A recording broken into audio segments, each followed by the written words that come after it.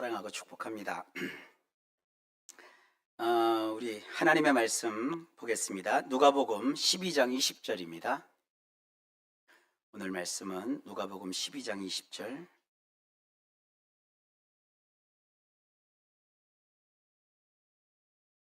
자, 우리 하나님 말씀을 함께 합독합니다. 시작. 하나님은 이르시되 어리석은 자여 오늘 밤에 내 영혼을 도로 찾으리니 그러면 내 준비한 것이 누구의 것이 되겠느냐 하셨으니. 아멘. 기도합니다. 하나님 감사합니다. 오늘도 우리에게 말씀하여 주옵소서. 예수님 이름으로 기도하옵나이다. 아멘. 할렐루야. 저는 요즘 인생에 대해서 많이 생각하게 돼요. 왜냐하면 얼마 전에 정말 아끼고 사랑하는 분이 또 예기치 않게 병으로 우리 곁을 떠나서, 가족의 곁을 떠나서 먼저 하나님 나라에 갔거든요. 하나님 나라에 간 건 참 좋은 일이지만 살아있는 이 땅에서 발 딛고 살 때 얼굴을 볼 수 없고 대화할 수 없고 함께 먹고 마실 수 없는 것이 굉장히 아픔이 되고 또 마음에 고통이 됩니다. 이건 저만 느꼈던 그런 아픔이나 고통이 아니라 여러분들도 일상 살다 보면 그런 사별이라는 그런 아픔 속에 참 여러 가지 인생이 뭔가 생각해 볼 때가 있을 겁니다. 그래서 요즘은 인생에 대해서 참 제가 생각을 많이 해요. 오늘은 성경을 읽다가 성경 누가복음 12장 20절 본문을 가지고 후회 없는 삶을 살자, 후회 없는 삶 살기라는 제목으로 함께 주의 말씀을 살피려고 합니다. 예수님이 직접 해주신 말씀입니다. 어떤 부자가 한 명 등장을 해요. 근데 그가 농사를 짓습니다. 근데 큰 풍년이 들었어요. 근데 성경의 그 문맥을 쭉 살피면 한 번의 풍년이 아니었어요. 금년에도 풍년이 들었고 또 다음 해에도 풍년이 들었고 또 그 다음 해도 연속해서 풍년이 드는 형식으로 계속 성공적으로 농사를 져왔던 부자입니다. 한번 농사했다가 망쳐버리면 부자 소리를 들을 수가 없죠. 보리 참고 또 밀농사를 지면 밀 참고 포도주 농원을 하면 또 포도주 즙틀 그리고 올리브 농사를 지으면 올리브의 창고, 다 창고마다 가득가득 차고 넘치는 그런 부자였어요. 그가 한 해 농사를 마무리하고 생각을 먼저 해요. 내가 곡식 쌓아둘 곳이 없으니 어찌할까. 참 행복한 생각이죠. 그 다음에 그 생각해낸 것을 입으로 발설을 해요. 내가 이참에 이렇게 하겠다. 내 여러 곡간들을 헐어버리고 더 크게 짓고 내 모든 곡식과 물건을 거기 쌓아두어야 하겠다. 그것뿐만 아니에요. 이 사람은 웰빙, 잘 사는 거죠. 마음의 안식, 또 평안, 또 정신의 건강, 이것도 신경 쓰는 사람이었어요. 그러면서 자기 영혼에게 이렇게 스스로 당부하는 말까지 해요. 내 영혼아, 여러 해 쓸 물건을 이제 많이 쌓아두었으니까 이제부터는 평안히 쉬고 먹고 마시고 즐거워하자. 이제 풍족하여 나에겐 아무것도 부족한 것이 없으니 그동안 이렇게 재산을 모으기까지 수고하면서 남과 다르게 열심히 살아왔으니까 이제 나도 해피해도 된다, 행복해도 된다, 누리며 살아도 된다, 그런 말이에요. 부럽지 않습니까? 그 인생의 결단과 심지어 자기의 영혼까지 챙기면서 스스로에게 대화를 하는 그 가운데 하나님이 갑자기 끼어드세요. 하나님도 한 얘기를 하세요. 어리석은 자여, 오늘 밤에 내가 네 영혼을 도로 찾아가리니 그러면 네가 준비한 것이 누구 것이 되겠느냐. 이 어리석다라고 주님이 표현하신 것을 여러분 잘못 이해하시면 안 돼요. 이 바보 맹추야 이런 뜻 아니에요. 이 어리석다라고 번역한 요 단어는 굉장히 철학적 뜻이 담겨 있는 그런 단어입니다. 원래 이제 원어로 하면은 아프론이라는 단어인데, 이거는 현명하기는 한데 아주 중요한 것은 채 인식하지 못한 사람이란 뜻이에요. 100개를 다 챙기질 않고 99까지 다 챙겼는데 가장 중요한 거 한 가지는 네가 챙기지 못해. 그거를 네가 생각하지 못했어. 그건 네가 몰랐구나. 지금 그렇게 주님이 말씀하시는 거예요. 어찌 보면 이 부자는 매우 현대적인 사람입니다. 철저히 자기 것을 계산할 줄 아는 사람이었고, 자기가 하는 일에 대해서 확신과 신념에 차 있는 사람이었고, 재산 관리를 제법 잘 하는 사람이었습니다. 이익과 손해를 잘 따져서 좋은 것을 가지는 사람이었습니다. 그뿐만 아니라 정신 건강에서 마음의 평안, 그리고 육체의 건강과 삶의 질을 높이기 위해서 쉬기도 하고, 잘 먹고, 잘 좋은 걸 마시고, 또 즐겁게 살 줄 아는 사람. 요즘 말로 하면 저녁이 있는 삶, 놀이가 있는 삶, 심리적 안정감을 느끼며 행복하게 사는 법을 아는 사람이었습니다. 굉장히 현명한 사람이었습니다. 그러나 하나님이 보실 때 그 사람은 가장 중요한 것, 매우 중요한 것 한 가지는 인식하지 못하는 사람이었습니다. 그래서 하나님이 그에게 아프론, 이 아프론이라는 단어는 두 단어가 합성된 거예요. 아라는 뜻은요, 아니다, 이 부정어를 이끄는 접두어예요. 이 프로는요, 이 철학적인 사고, 영어라면 이해심, understanding, perceive, 뭔가 이게 인지하고 깨닫는, 각성하는 거, 그것이 없다는 거예요. 아주 중요한 것 하나를 놓쳤다는 거예요. 무엇을 그가 놓쳤고 무엇을 그가 인식하지 못했을까요? 나의 영혼을 도로 찾아갈 수 있는 생사여탈권을, 이 생살여탈권을 가지신 분, 생명의 주권자, 누군가요? 하나님. 그 하나님이 자기 삶을 지켜보고 있다는 사실을 인지하지 못했어요. 오늘날 세상 사람들 자기 잘난 멋에 살지요. 자기를 자랑하고, 자기를 과시하고, 자기를 표현하고, 자기의 성공을 확 자랑하고, 그러면서 나는 남과 다르게 이러한 힘이 있고, 이러한 기회가 있고, 이런 멋진 삶을 살고, 이런 명품을 가졌고, 이런 좋은 집에서, 좋은 환경에서 내가 특별한 존재로 살아간다. 그건 잘 알고 그걸 막 밝혀요. 그리고 우리는 돈 있어도 못할 텐데 뭐 많은 지갑 하나가요, 세상에 700만 원, 800만 원짜리 지갑이 있더라고요. 대전에도 저쪽에 명품관에 뭐 있어요. 요만한 지갑 하나. 그냥 보통 지갑이면 인터넷에서 구입하면 짝퉁인지 아닌지 몰라도 뭐 10,000원, 20,000원도 살 수 있는데, 그래도 돈 넣고 빼는데 문제가 없잖아요. 근데 그렇게 명품, 뭐 뭐든지 다 그래요. 운동을 할 때도 그래요. 그저 뭐 값싼 거 그냥 중요한 부분만 가리고 운동을 해도 좋은데, 어떤 분들은 뭐 그 수영복 하나에 뭐 몇십만 원짜리도 있고 그래요. 그거 입었다고 수영도 잘하는 것도 아닌데 스스로 만족하면서 그렇게 즐겁게 지내더라고요. 근데 그런데 그런 건 다 잘하는데 하나는 놓치고 있어요. 자기가 사는 삶이 다 자기 건 줄 알아요. 자기가 다 행하는 건 줄 알아요. 그러나 우리 인생은요, 하나님이 맡기신 거예요. 살아가도록 주님이 잠시 허락하신 거예요. 우리가 숨 쉬는 공기도 하나님이 허락하신 거예요. 우리가 살아가는 모든 일상이 하나님에게로부터 오지 않은 것이 아무것도 없어요. 근데 이걸 모르고 살아요. 그러니까 하나님이 그 사람에게 말하는 거예요. 어리석은 자여, 오늘 밤에 네 영혼을 내가 도로 찾아간다. 그러면 네가 그렇게 준비한 것이 누구의 것이 되겠느냐? 여러분, 주변 사람들을 보세요. 그리고 여러분 자신을 한번 돌아보세요.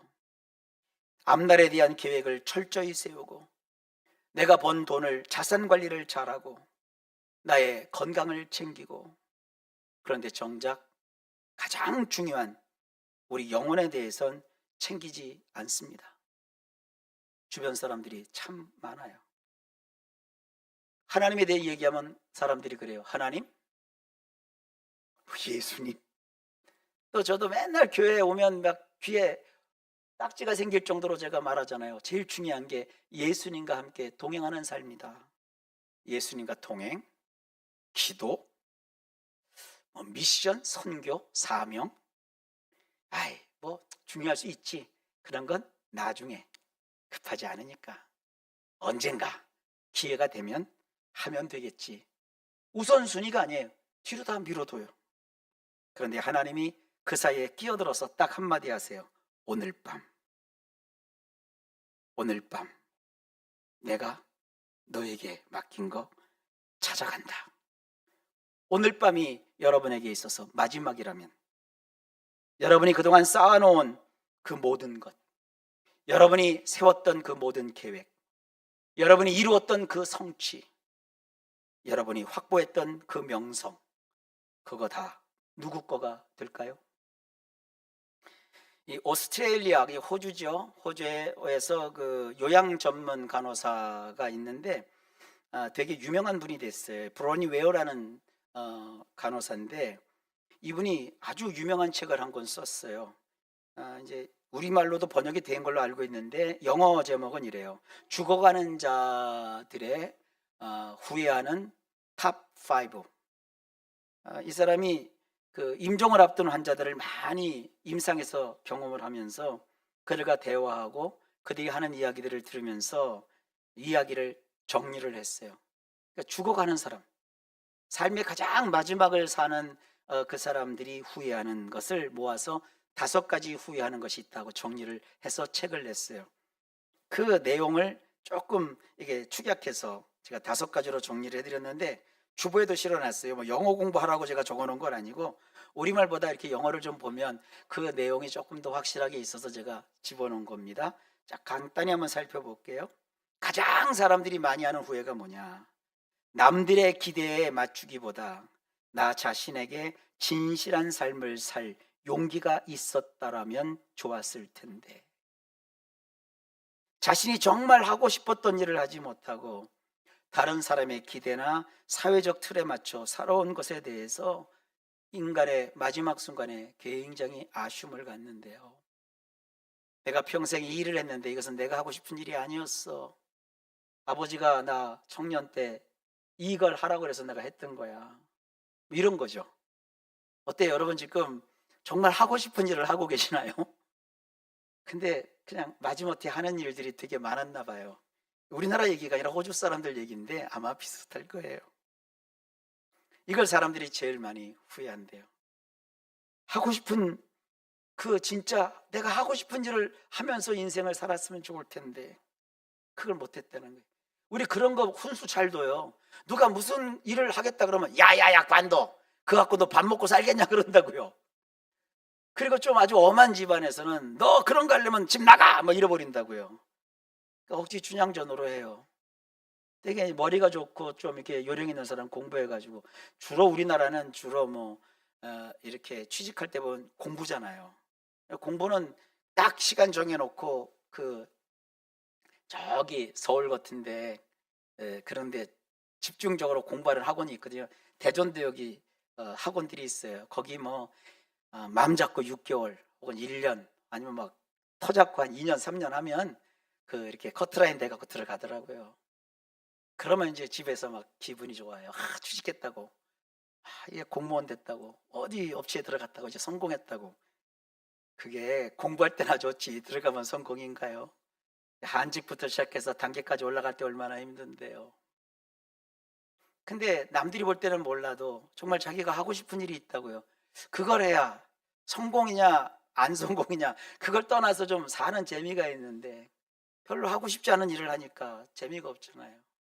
정말 하고 싶은 일을 할 때 보면 거기에 사람들이 몰입을 하는데 별로 몰입을 안 해요.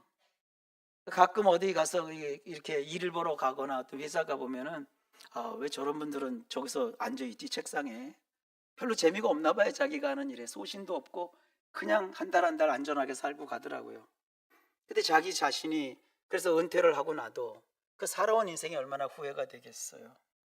사람이 자기가 하고 싶은 일을 다 할 수는 없지만 그래도 자기가 정말 좋아하는 일을 살아갈 그런 용기가 좀 있었으면 좋았을 텐데 이렇게 후회하게 된다는 거예요. 이게 맞느냐는 얘기는 아니에요. 두 번째, 그렇게 일만 하지 않았으면 좋았을 텐데. 주로 남자 사람들이 남자들이 제일 많이 후회한대요. 이게 일만 하고 살지 않았으면 좋았을 텐데 근데 일을 너무 많이 했어요. 가족과 일 때문에 시간을 보내지 못한 거, 인생의 소중한 순간들을 놓친 것에 대해서 후회를 한대요. 어때요 여러분? 바쁘게 살다 보니까 여러분 자녀들 어렸을 때 그 순간순간 추억이 담겨야 될 정말 기념될 그런 순간순간을 혹시 놓치지 못했습니까? 다른 사람 대신 보내고 아이들 그런 시간이 있잖아요. 입학식도 그렇고 졸업식도 그렇고 요즘 또 학교에 보면 프로그램들이 좋은 게 많더라고요. 부모 참관 학습 같은 거 있고. 근데 바쁘다 보면 이게 당신이 해. 나 사람 보내 그냥. 그래. 그런 거 나중에 가면 다 후회한대요. 일상이 아주 소중하고 작은 부분에서 여러분 아무리 힘들고 어려워도요. 남성분들은 남편분들은 아내 생일은 제발 좀 꼭 좀 챙기세요. 아셨죠? 바쁘다 보면 그거 잊어버리고 우리 아내분들은 다 특히 우리 교회 다니는 아내분들은 착해갖고 여보 그 생일 같은 거 나 없어도 돼. 생일 없는데 어떻게 세상 태어나요? 그러니까 그거 챙기시라고요. 별로 아멘도 안 하고 그냥 뭐 너나 짓거리라 하지만 그 나중에 후회해요. 내가 그때 좀 잘할걸. 그리고 일만 했단 말이에요. 고생하는 아내 여러분 좀 이렇게 많이 고생해서 수척해진 아내 얼굴 이렇게 비벼본 적이 언제요? 아유 예쁜 우리 마누라 당신 참 그때 이뻤는데 아유 당신 나하고 사느라고 그냥 다 그 예쁜 모습 어디 갔어? 아유 농담하지 마. 그리고 근데도 나한테 이뻐. 그런 거 못한 게 다 후회가 된대요. 남자들이 나중에 병에 누워서 침상에서 이제 꼬딱꼬딱 못하고 숨도 제대로 못 쉬고 말도 못할 때 그제 가서 이제 말 딱 떨어지면 이뻤는데 잘해줄 걸 이런데요. 이건 내 동생한테도 직접 들은 얘기예요. 지 남편이 그러더래. 여러분 세상 성공하는 거 일하는 거 참 중요해요. 가족 위해서 열심히 사시는 거 박수 받을 일이에요. 그러나 너무 일만 하다 보면 나중에 보람을 느끼는 것보다는 후회가 된대요. 그러니까 숨쉬고 살 때 얼굴이라도 하루 더 마주칠 때 찡그리지 말고 밖에 나가서 다른 사람들한테 찡그리더라도 집에서만큼은 한 번 더 웃어주고 좀 기쁘게 하고 그렇게 살아야 후회가 없대요. 제 얘기가 아니라 이 브로니 웨어가 쓴 책에 그렇게 나와요. 자, 그 다음에 세 번째로 내 감정을 솔직하게 표현할 용기가 있었더라면 좋았을 텐데 우리는 감정을 억누르고 사는 것이 되게 미덕이라고 생각을 해요. 특히 예수 믿는 분들이 이걸 참 못해요. 감정을 억눌러요. 분노하고 막 끌어오르는데 그걸 내가 신앙의 힘으로 참았어. 근데 한두 번이죠. 분노는 참는 게 아니라 해소시켜야 되는 거예요. 이 분노에 대한 책들을 제가 참 많이 봤거든요. 분노를 폭발하는 데 걸리는 시간이 19초요. 그러니까 19초 동안에 직접 풀지 말고 뭐 샌드백이라고 치든지 분노를 풀으셔야 돼. 근데 이걸 믿음의 힘으로 신앙의 힘으로 나는 아예 분노가 없다 이렇게 꽉 담아놓으면 그게 속으로 들어가서 어떻게 돼요? 병이 돼요. 그리고 그 한 번 화내갖고요 완전히 갈라져요. 그러니까 그렇게 하지 말고 분노가 감정이 찰 때 우리가 잘하는 거 있잖아요. 여러분 이 말 할 수 있잖아요. 난 싫어. 나는 안 할 거야. No. 이건 할 수 있잖아요. 근데 아니라고 할 때 노라고 안 하고 끌려다니다가 속에서만 이게 아닌데 우씨 이게 아닌데 아우 내가 이걸 그냥 참고 견뎌. 이러면 큰일 나는 거예요. 내가 뭘 하려고 그럴 때 그건 나하고 안 맞아. 나가 할 수 없는 일이야. 솔직하게 감정을 표현해야 돼요. 남한테만? 아니, 가족들도 마찬가지예요. 가족들하고도 살면서도 여러분 이런 거 다 후회하게 된다는 거예요. 막 화부터 내잖아요. 그릇 깨고 막 집안에 막 젓가락을 막 날려서 꽂게 하고 막 그렇게 하면 안 돼요. 그게 분노는 막 폭발하는 게 아니라 해소시키는 거예요. 분노를 다른 쪽으로 푸는 거예요. 그럼 벌써 부부는 알아요. 야야야, 니네 아빠 지금 속이 화가 났어. 야, 접근 금지. 니네 아빠가 저 분노와 감정을 푸는 데까지는 조금 시간이 걸려. 니네 아빠 풀리잖아? 그럼 이제 저녁 때 분명히 짜장면, 아니 통닭 산다? 그런 분위기. 그래서 화가 났다는 건 나쁜 거 아니에요. 살다 보면 화가 나요. 왜? 일 때문에 화가 나고, 관계 때문에 화가 나고, 부모지만 그 사랑하는 자녀 때문에 때로 화가 날 때도 있고요. 자녀들은 더 그러죠. 자녀들은 사실은 많이 참잖아요. 엄마 아빠니까 참고 참다가도 그 분노가 게이지가 막 올라갈 때 이거 여러분 어떻게 하시겠어요? 표현하는 거예요. 아빠 그거 아니야. 내가 싫어. 나 기분이 별로 그건 안 좋아. 그러면 분노를 이렇게 생각하는구나. 있어야 되잖아요. 아니 이게 봐, 비싼 물 먹더니 어디 가서 어른도 못 알아보고 네가 이러면 큰일 나는 거야. 그러면 애들이 다시는 감정을 표현을 못하고 그 감정도 받아주지 못하고 나중에 이제 병상에 누워서 요양병원이나 이런 데 누워갖고는 그걸 후회하는 거예요. 그때 좀 내가 받아줄 걸. 그랬으면 걔가 내 집을 안 떠났을 텐데 이럴 거니요. 이렇게 후회하고 살지 말자 이거예요. 사람의 감정은 인간이기 때문에 솔직한 거예요. 감정은요, 좋은 감정만 있는 게 아닙니다. 나쁜 감정이 있어요. 그걸 티껍게 막 상대를 막 상처를 내려고 막 뿜는 게 아니라 어떻게 지혜롭게 해소해야 될까? 주님, 내가 지금 감정이 많이 격합니다. 화를 폭발할 지경이 되었습니다. 내 마음을 주님 풀어주십시오. 이렇게 이해하시겠죠? 이렇게 살아야 나중에 후회가 안 돼요. 화가 난다고 누군 화낼 줄 몰라고 펑 터뜨리면 그땐 끝이요. 아무리 가까웠던 사이도 그 손만 대면 터지는 사람하고 어떻게 가까이 있어요? 아무리 가족이라고 해도요. 친구 관계로 완전히 끝나는 거죠. 그래서 망치는 관계가 얼마나 많은지 몰라요. 요즘 또 정치 얘기들 그런 것도 하면 안 돼요. 이 세상 살면서 자기 의견도 있죠. 그러나 상대방의 감정까지 막 해치면서 그렇게 얘기할 건 없어요.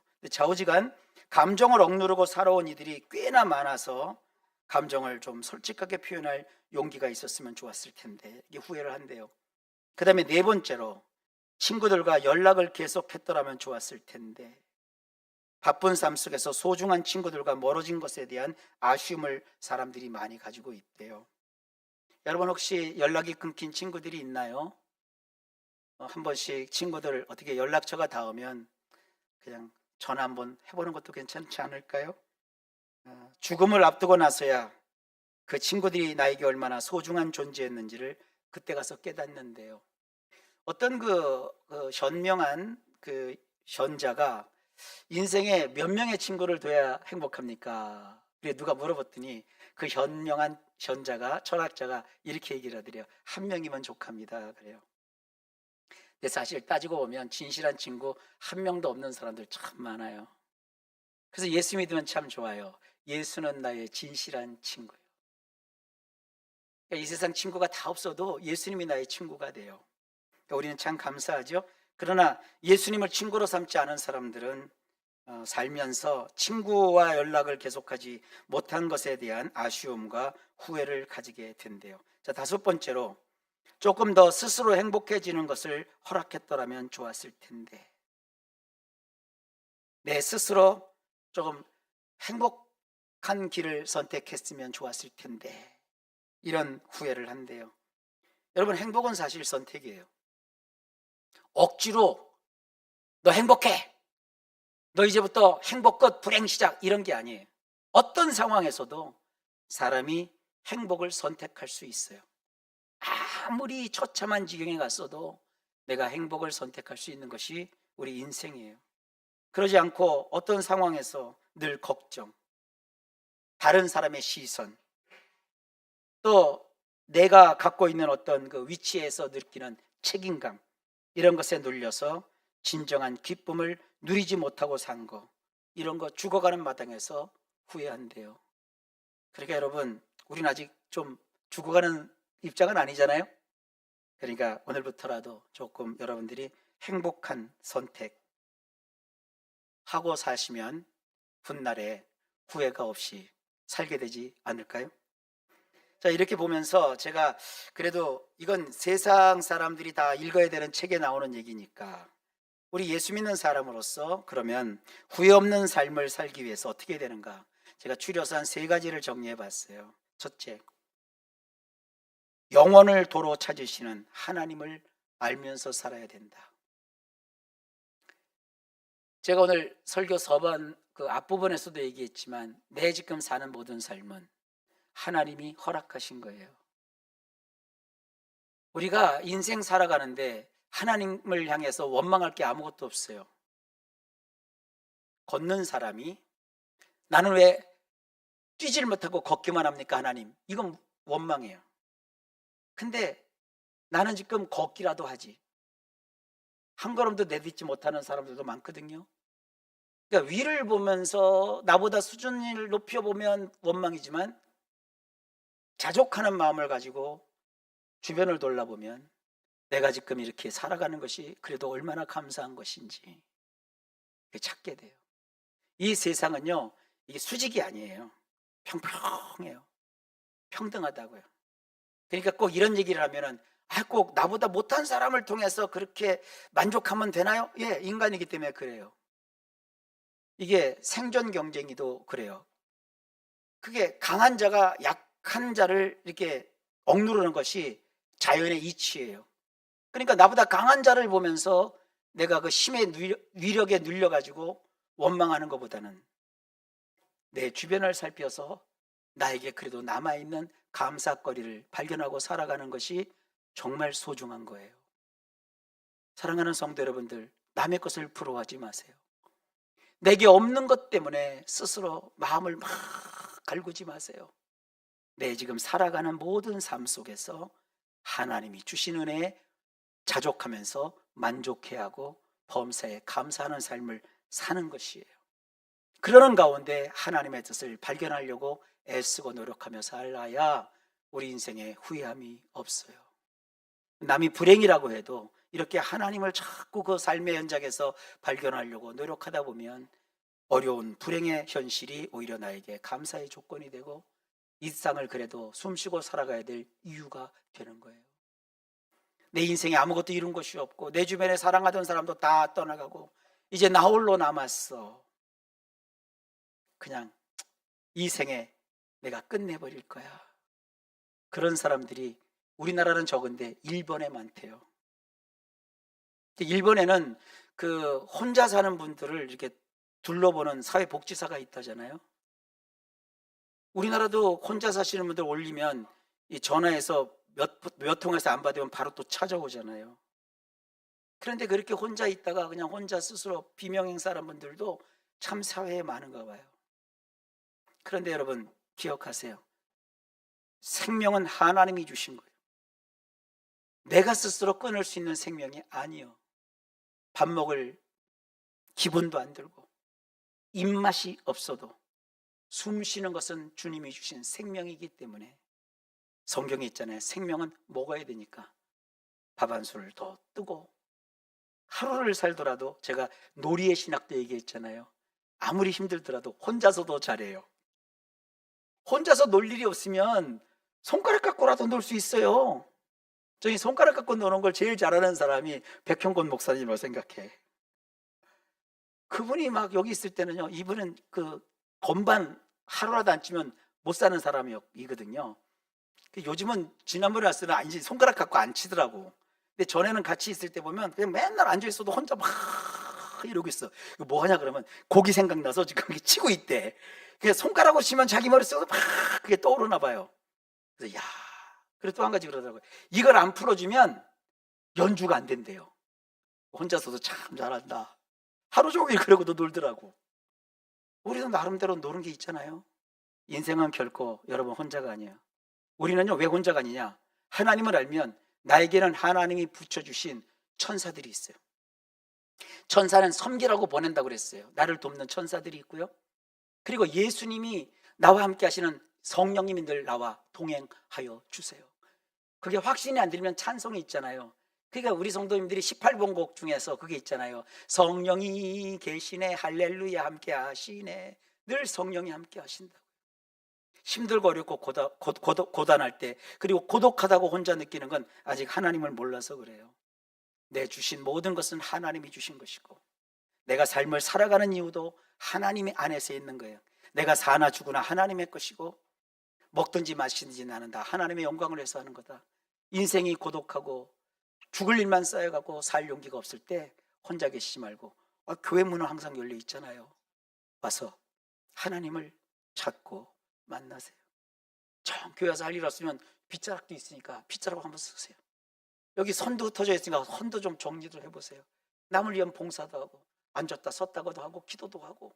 그렇게 여러분, 내 영혼을 도로 찾으시는 하나님이 계심을 알고 하나님을 아는 일에 여러분 삶을 투자하시면 후회 없는 삶을 살게 돼요. 지금 제가 노인들을 중심으로 해서 얘기했지만 젊은 분들도 마찬가지예요. 젊은이들의 고독은 더 심합니다. 참 이 시대 살기가 어려워요. 여러분, 삶의 정황에서 성경이 말하잖아요. 여호와를 알자. 힘써 여호와를 알자. 그러면 새롭게 하는 날이 와요. 두 번째, 하나님 안에 있는 나는 누구인가를 알아야 돼요. 인지해야 돼요. 안 그러면 어리석은 자예요. 세상 속에 있는 내가 아니에요. 어떤 공동체 속에 있는 내가 아니에요. 하나님 속에 있는 나. 성경이 말해요. 너는 예수 안에서 새로운 피조물이다. 너는 왕 같은 제사장이다. 그리고 너는 하나님의 가족이다. 태어나면서부터 나는 부모가 누군지도 모르고 천혜의 고아로 컸어요. 만약에 아무도 나와 가까이 하는 사람이 없고 나는 항상 외롭고 쓸쓸하고 명절이 되면 찾아갈 가족도 없으니 참 인생이 왜 이런가 생각이 했어요. 근데 어느 날 교회를 다니고 성경을 알고 하나님을 알고 나서 보니까 성경에 너는 하나님의 가족이라.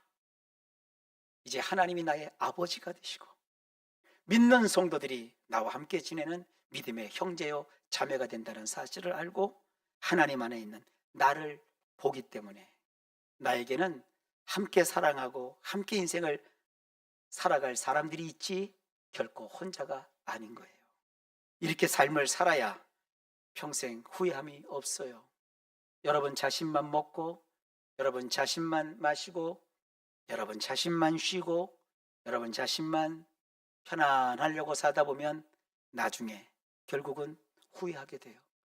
그러나 하나님의 가족으로서 내가 해야 될 일을 발견하고 봉사하고 섬기고 하나님께 영광 돌리는 삶을 살다 보면 후회할 것이 없는 인생을 살게 됩니다. 마지막으로 진짜 가난은 돈이 없는 게 아니라 관계의 결핍임을 알아야 합니다. 쌓아놓은 돈, 여러분 그거 짊어지고 다니지 않아요. 통장에 돈이 많겠지. 부동산은 등기부 등본에 많이 있겠지. 그래서 여러분 스스로 부자라고 생각하고 나는 인생 잘 살았다고 생각하지만 마지막 순간에 그 아무것도 아니에요. 여러분이 통장에 현찰로 한 1조 원이 있다고 합시다. 병에 걸려 요양병원에 누우면 여러분 밥상에 올라오는 것은요 종이컵에 요만큼 물 한 잔, 그리고 식사도 마음대로 못하니까 떠먹을 수 있는 미음 이렇게 반 그릇, 그리고 싱겁지 않게 먹으려고 찍어 먹는 간장이나 소금, 그게 전부요. 그게 얼마겠어요? 1,000원? 2,000원? 통장에는 1조가 있는데 돈은 무상한 거예요. 그 1조 가지고 뛰어서 아이고 교회도 짓고 선교회도 만들고 자기보다 더 어려운 사람을 돕고 장학금도 주고, 그럼 그 돈이 멋지게 쓰이지만 나 혼자 쌓아두면 내가 크게 창고를 짓고 내가 크게 쓰니 내가 이제 덩덩거리고 살리라. 주님이 오늘 밤 내가 도로 찾아가겠다. 그럼 네 것이 되겠느냐? 내가 알지 못하는 사람들한테 그거 다 빼앗기고 가야 돼요. 여러분 진짜 가난은 관계의 결핍이에요. 하나님과 관계, 성도들과의 관계, 사람들과의 관계, 내가 어렵고 힘들 때 그나마 나를 위해서 찾아오는 사람, 날 위해서 기도해 주는 사람. 저는 우리 성도님들이 세상 살면서 그 어떤 관계보다 교회 안에서 성도들과의 관계를 소중히 여기시기를 바랍니다. 여러분이 잘 될 때는 여러분 데려와서 친한 척을 해도 정말 어려울 때는 함께 하지 않습니다.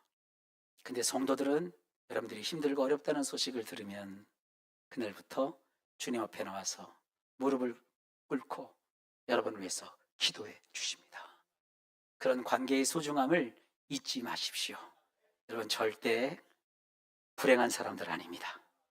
그리고 우리는 후회할 인생이 아니라 보람되게 인생을 살다가 에녹이 어느 날 하나님이 에녹에게 와서 에녹아 너 열심히 살았지? 이제 나와 함께 갈 일이 있다. 오늘은 멀리 가자 하고 에녹을 데리고 하나님이 천국으로 간 것처럼 우리도 죽음이라는 그 고통을 누구든 다 겪을 수 있겠지만 이 죽은 것인지 아닌 것인지 모를 정도로 주님과 함께 평생 살다가 주님 손 붙들고 천국으로 입성하는 후회할 것이 없는 그런 인생 다 사시기를 예수님의 이름으로 축복합니다. 기도합니다.